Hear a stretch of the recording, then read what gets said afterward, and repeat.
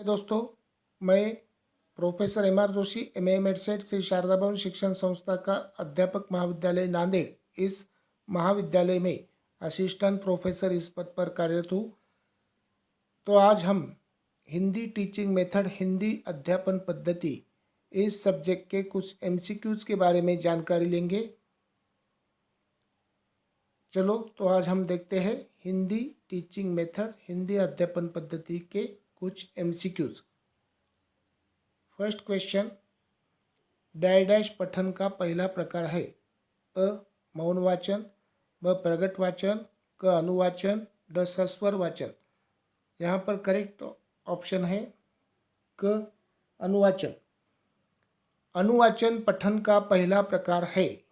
Second question, कहानी कहकर सुनाने की बजाय पढ़कर सुनाई जाने से बच्चों की डैश समाप्त हो जाती है।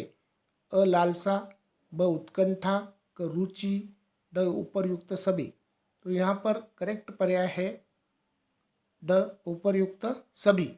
कहानी सुनाकर सुनाने की बजाय पढ़कर सुनाई जाने से बच्चों की लालसा भी समाप्त होती है, उत्कंठा समाप्त हो जाती है, रुचि भी समाप्त हो जाती है, इसलिए उपर्युक्त सभी। थर्ड क्वेश्चन, डैश को लोकोक्ति भी कहा जाता है। अ मुहावरे, ब कहावत, क बोली भाषा, ड पहेली। यहाँ पर करेक्ट ऑप्शन है ब कहावत। कहावत को लोकोक्ति भी कहा जाता है।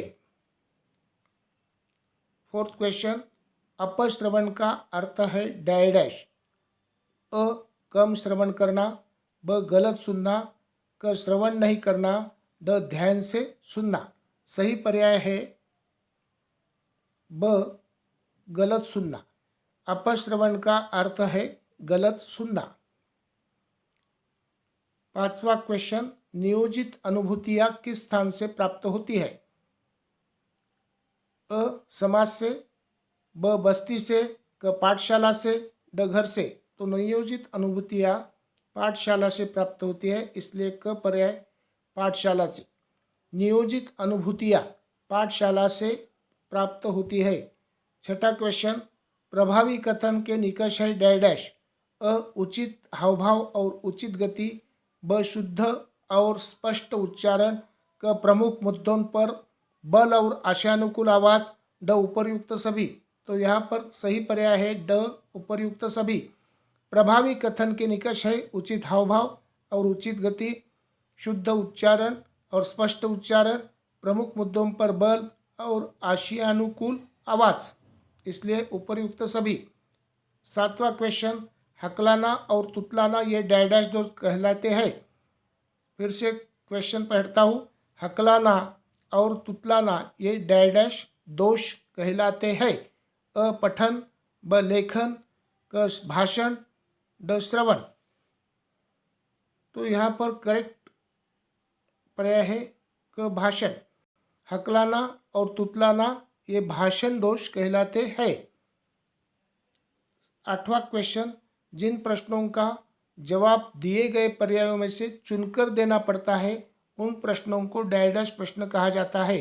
अ वस्तुनिष्ठ प्रश्न, ब संक्षिप्तोत्तर प्रश्न, संक्षिप्तोत्तर प्रश्न, क हेतु प्रश्न, ड निबंध स्वरूप प्रश्न।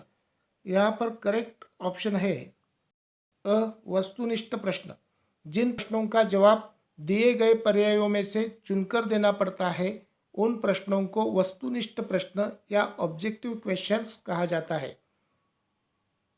नौवां क्वेश्चन, कुछ लोग डैश को रोजमर्रा या वाकधारा भी कहते हैं। अ कहावतों, ब मुहावरों, क पहेलियों, ड लोक कहानियों। कुछ लोग डैश को रोजमर्रा या वाकधारा भी कहते हैं। यहाँ पर करेक्ट पर्याय है ब मुहावरों। कुछ लोग मुहावरों को रोजमर्रा या वाकधारा भी कहते हैं।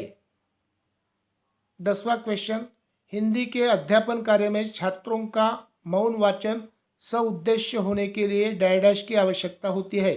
पर्याय अ हेतु प्रश्न, ब पाठ्यपुस्तक, क श्यामपट, ड स्वाध्याय। यहाँ पर सही पर्याय है अ हेतु प्रश्न। हिंदी के अध्यापन कार्य में छात्रों का मौन वाचन सह उद्देश्य होने के लिए हेतु प्रश्न की आवश्यकता होती है। इस तरह आज हम कुछ इम्पोर्टेंट MCQs के बारे में जानकारी ली। धन्यवाद। Thank you. Best wishes.